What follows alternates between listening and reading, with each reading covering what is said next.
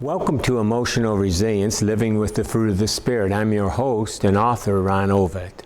Today we're looking at Lesson 39. We're going to be spending a little while now talking about shame.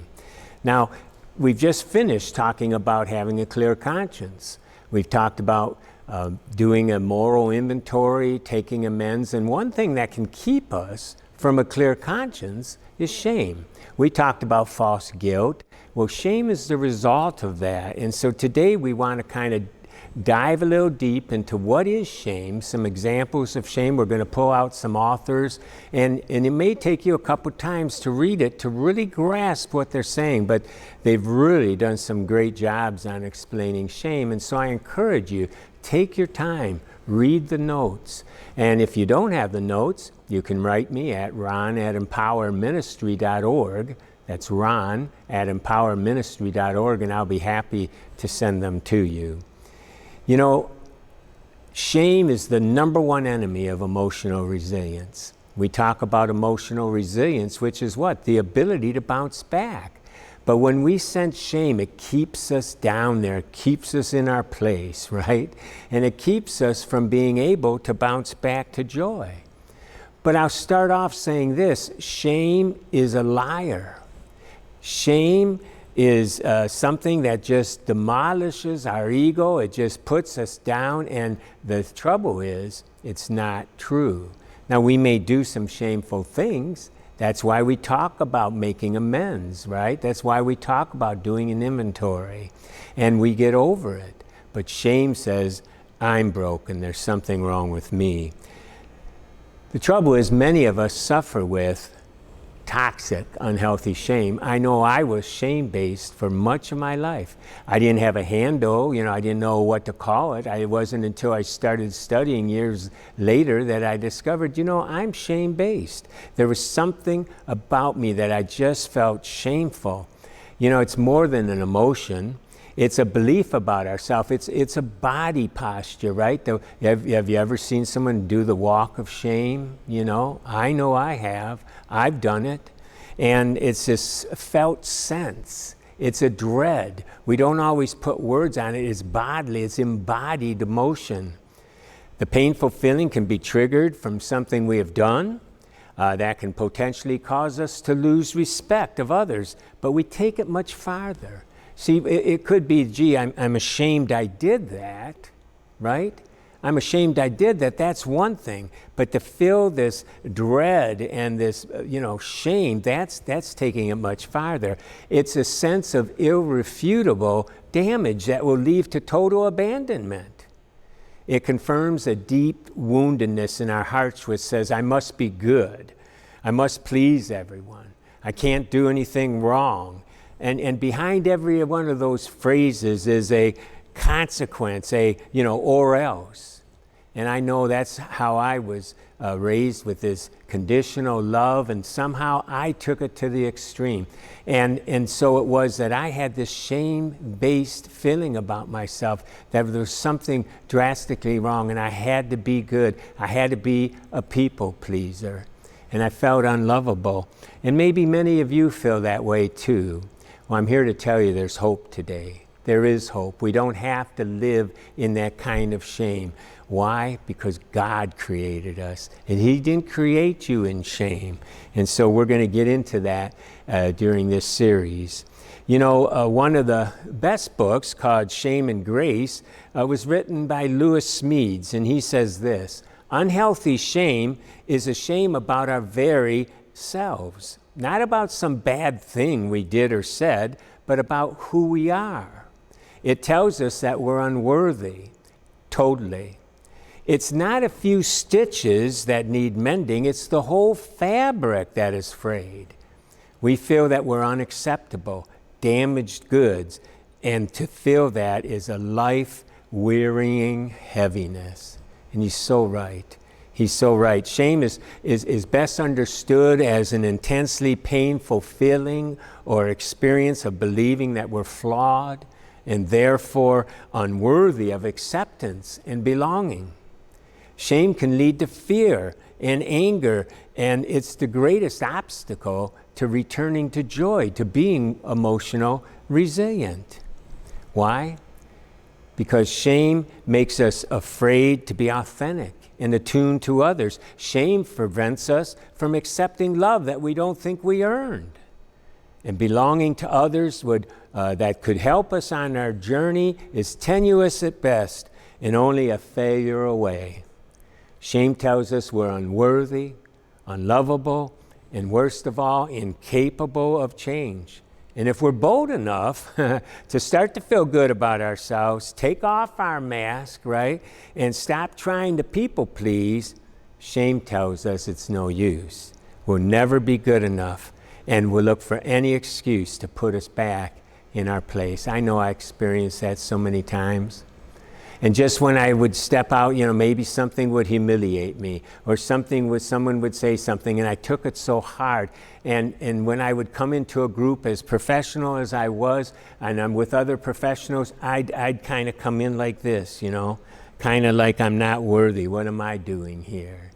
And when I would come into a room, it was constantly like there was a predator in the room. I was hyper vigilant, on guard to make sure that I would be okay, that I wouldn't do something foolish. And I remember even getting up in the morning sometimes thinking, what am I going to do today to make sure that I do everything right? Or I better not do this, where I won't be wrong. It's a horrible way to live. And yet it was my norm. I didn't know it was anything until I really started putting all this stuff together and working on this, that I really realized how shame-based I really was. Now, Patrick DeYoung has written a lot in her classic book, Understanding and Treating Chronic Shame. And she's one of the authors in here. And I've written a lot from her because she's so good. But it may take a couple readings to really grasp what she's saying, because she says it, as if you're a therapist in a way, but she's making good sense. And I encourage you, if you really want to know, take your time and read what she has to say and catch the little nuances. But let me tell you a little bit of what she says. She says, people report that shame makes them feel blank, vaporized, and incoherent, even to themselves. In moments of feeling humiliated, they can't speak or even think. They feel shattered, or as if they are falling apart. The threat of psychological annihilation is mirrored by their wish to sink through the floor or disappear in some way, to cease to exist.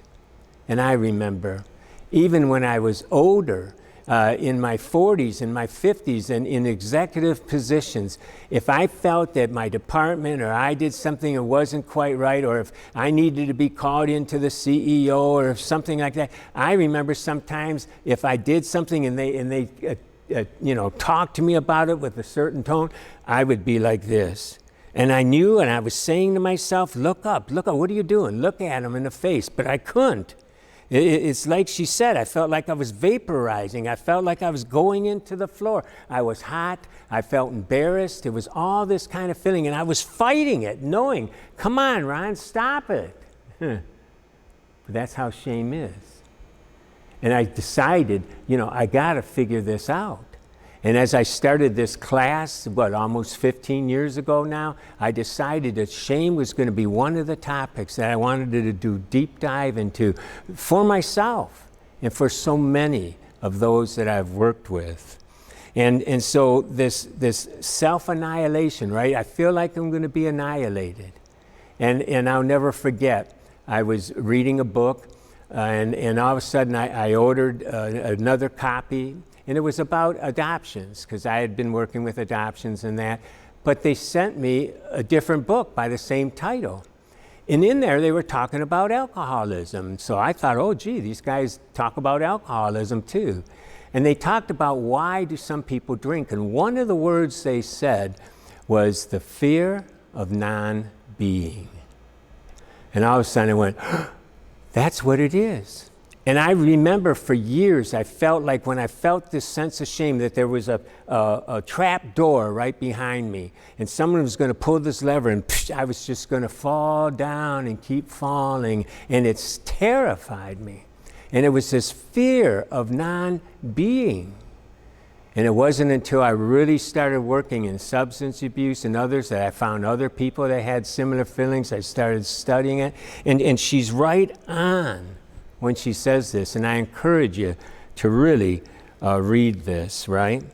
And so she talks about shame in quite a way. She says, when a pleasurable pattern of neural firing is suddenly interrupted, and that's what's happening, the rupture is embodied in downcast eyes, in slump of muscle tone, and visible in the head and the shoulders, and a sense of confusion and disorientation. And that's what's happening. We're going our way, and all of a sudden, bam, something comes, and all of a sudden we feel vulnerable. We feel like we're going to die. And it's a body. In little children, it's an affect. It's the way the body responds. As the child gets older, it's an emotional response. You see, shame starts off, it comes from our relationships. It comes from those early relationships, and then later it becomes a self-definition. It almost becomes a trait. And it comes sometimes from the trauma that we receive as children. This false guilt, the shame, the self-bitterness, the self-rejection, self-hatred. And Dr. DeYoung explains it this way. She says, I become a self-disintegrating in relationship to the dysregulating other. Now let me unpack that. She says, as children, we're supposed to be integrated. Our parents are our emotional regulators. They're supposed to help us regulate, return to joy. And so even if a rupture comes, what are you doing, right? And the child looks like this. The parent comes back and repairs it, says, I'm sorry, I got a little angry, but son, you can't be doing that. But when there's no repair, when the caregiver who loves us, right, doesn't repair, we're left there with this disintegrating. And they're the ones that are supposed to be the regulating other. And so that's what she's talking about. They're dysregulating instead of regulating. And I'm becoming disintegrated. Now, I know those are words in here. Again, I invite you to read it. But, this integration is between the ability to what? Be emotionally resilient.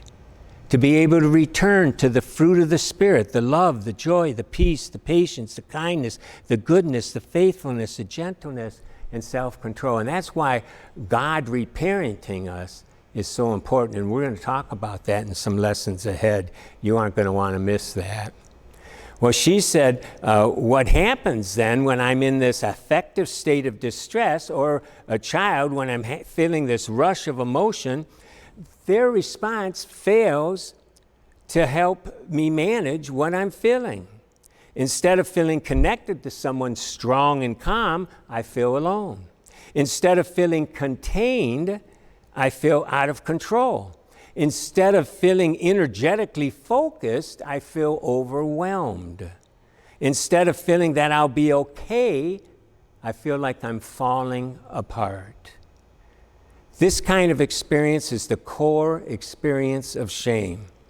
All of it has something to do with needing something intensely from someone important and something going wrong with the interaction between us. I feel I can't make it happen what I need from you. I can't make it happen.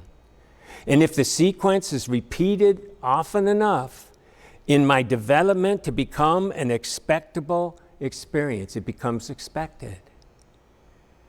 And if I will have a core then propensity to feel shame whenever I feel strong feelings and need emotional connection, or feel something is wrong on an interpersonal interaction. In all of those situations, I'll be likely to conclude, now listen, it'll be consciously or unconsciously, I'll conclude there's something wrong with me. There is something wrong with what I need, with my needy self. And as I grow from toddler to a young child, I'll make that sort of sense in any integrated situation that feels bad to me. I will come to believe that there is badness inherent in my disconnected emotional self who feels those bad feelings. Shame is pervasive. And it starts in early childhood and it continues as we grow up. Now, there's a difference between toxic shame and healthy remorse. We've been talking about making amends. That's a healthy remorse. And remorse, unlike shame, can be healthy. And a godly remorse is a response to true guilt that leads us to repentance. It is feeling ashamed, that momentarily feeling of regret over something that was said or done. And remorse and regret then look at the situation and ramifications and conditions for what? For making restitution. And that's what we've just been through to keep our conscience clear. Some would call that healthy shame, and I would agree. However, it's hard to separate that if it becomes a judgment of who I am. I can feel ashamed where I have a painful feeling of dishonor or disgrace over something I have done, but that's different than a feeling of shame. Shame is not an attitude about what I've done, but an attitude about me. I am more than dishonored over this situation. I am dishonorable. Do you see the difference? Do you see the difference? Shame crosses over into a toxic emotion. And unfortunately, it affects the way that we react to things, and we want to escape. And we've talked about escapes before, where we tend to go into all these things like, an overindulgence in excitement or substance, compulsive behavior, avoidance, people, emotionalism, sex, and we escape into those things. And a lot of times it starts in the home. And our home can be full of shame. And Dr. Brene Brown has written a lot on shame. She's researched shame. She's written many books on it. She talks about a house rules that fill us full of shame. And she says, here's some of the rules that we were taught as children. Number one, be blind. As children, we're taught to ignore the negative things that go on. We're to be blind to role reversal, where I'm taking care of the parent instead of them taking care of me. We're to be oblivious to mixed messages like I'm proud of you even though you're good for nothing, right? And we're taught to be quiet. Be quiet. Many families have secrets. And sometimes they're based on real situations, like someone in a family is involved in addictions, or there's abuse going on, or there's unfaithfulness, or violence, or poverty, and we're to be quiet. We're not to let anyone know. And this pervasive shame starts coming. We're taught to feel ashamed. And sometimes it's over nothing. I mean, how many times, we can't invite anyone over because the house is a mess, when really it's pretty darn clean. Or don't ask the neighbors for anything. Don't you go take this. Don't go bother anybody. And so we're supposed to be quiet and don't bother anyone. Or to be dumb. There's an unwritten rule that parents are always right, and so we're not allowed to, say anything. And so any of our feelings are shamed. They're put down. We're stuffed down. And, if I want your opinion, I'll give it to you. Or that was the stupidest thing I ever heard. I just do as I say, okay? Don't worry about what I'm doing, right? And sometimes be numb. And that rule involves emotions. We're taught to not express our emotions. Quit crying. What are you, a child? Quit acting like a child. And yet we are, right? And we're going to betray this illusion that everything's perfect in our house. If we cry, then we're called a crybaby. If we get angry, we're called a bully. If we're afraid of something, we're a scaredy cat, or a sissy, right? And if we're told that we're complaining about something, it's not that bad. And so on, and we're to be numb or to be careful. And that is that, anything that's done wrong will shame the family. And so we need to please people. We need to try to be perfect. We want love, so we need to do it right or it won't be there. We need to be careful. And we need to be good. And so she writes all these things, and a lot of times it comes out. And Kurt Thomas writes a great little passage here from his book, The Soul of Shame. And he talks about how often, we're simply just trying to do things that we want. We're trying to do things that we enjoy, and we're not paying attention, and yet it interrupts the caregiver. Something's going wrong, and all of a sudden, boom, there's a shearing of, what are you doing? What's wrong with you? Stop that. Quit making that noise. And all of a sudden, this shame comes upon us, right? And so there was a case he talked about where this girl asked her mother if she could invite some of the classmates over to her house to play, and then suddenly, all of a sudden, out of the blue, this unexpected shearing effect of shame when her mother answers irritably, "No, how many times have I told you we can't do that?" Now there's a certain shearing off of that joy that the girl had, thinking, hey, I'm going to invite some friends, a blindsiding, right, that overtakes her and completely catches her off guard. There's no, putting on the brakes. Instead, it's like a freight train that comes and crashes all the things together, and she has this emotional reaction, right? An emotional reaction of shame and maybe anger and things that, conclude like, what's going on? What's wrong with me? And if there's no repair, then we're left alone thinking there's something wrong with me, obviously, or my parents wouldn't be so upset. There's a lowering of the shoulders, the gaze away, a heaviness in the chest, and unrepaired,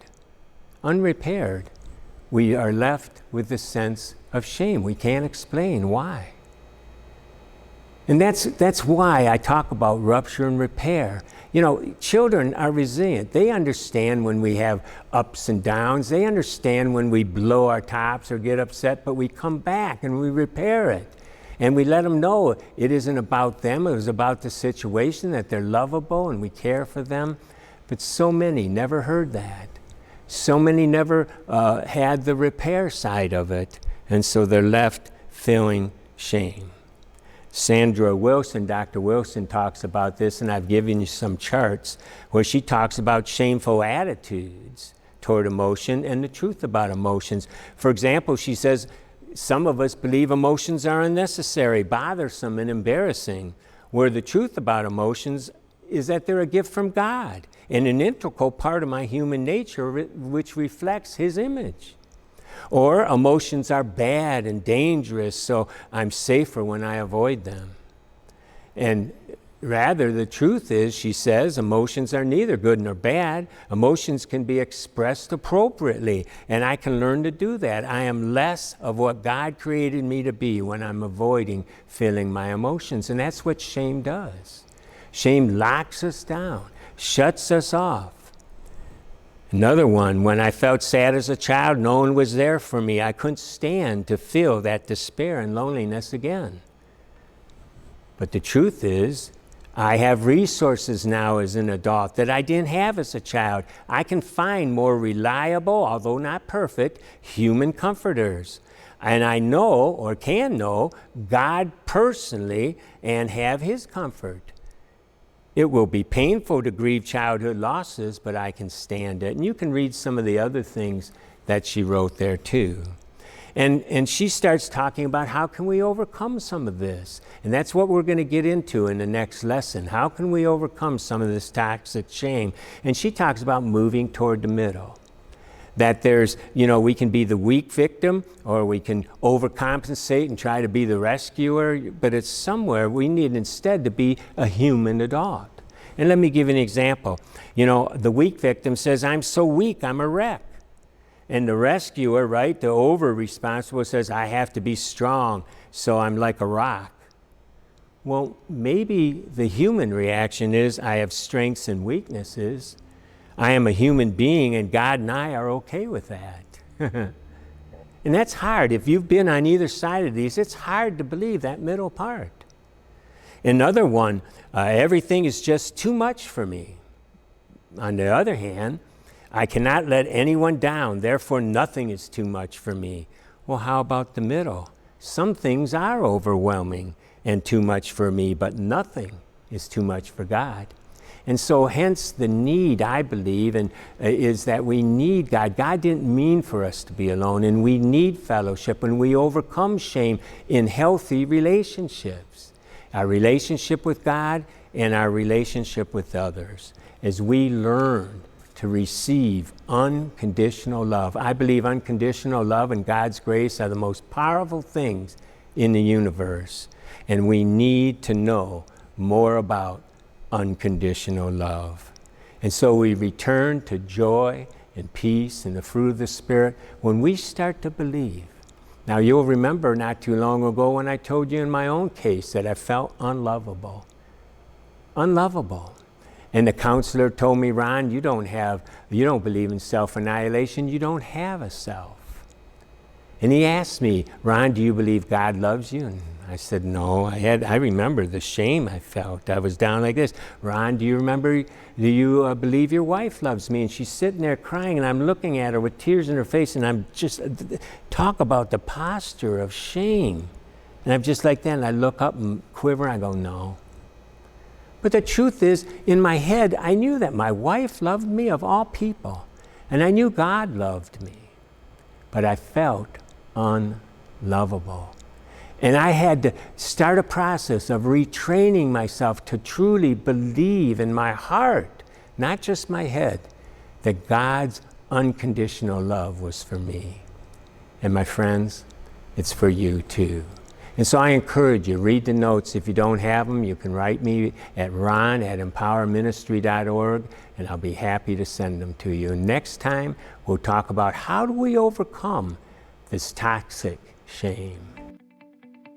Thanks for joining us today on this Emotional Resilience Living with the Fruit of the Spirit class.